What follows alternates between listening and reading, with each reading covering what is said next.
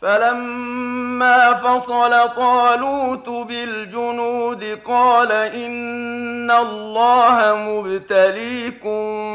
بنهر فمن شرب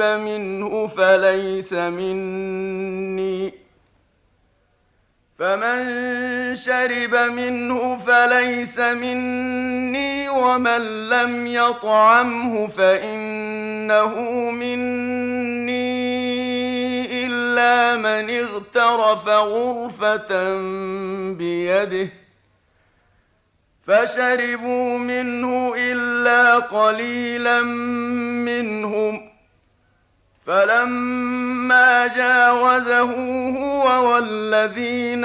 آمنوا معه قالوا لا طاقة لنا اليوم بجالوت وجنوده قال الذين يظنون أنهم ملاقو الله كم من فئة قليلة غلبت فئة كثيرة بإذن الله والله مع الصابرين. ولما برزوا لجالوت وجنوده قالوا ربنا أفرغ علينا صبرا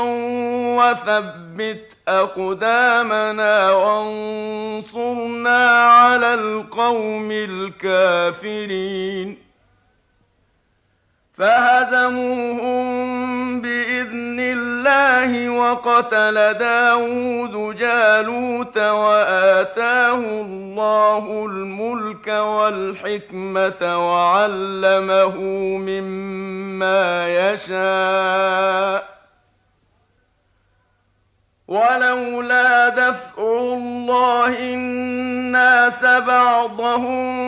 ببعض لفسدت الأرض ولكن الله ذو فضل على العالمين. تلك آيات الله نتلوها عليك بالحق وإنك لمن المرسلين.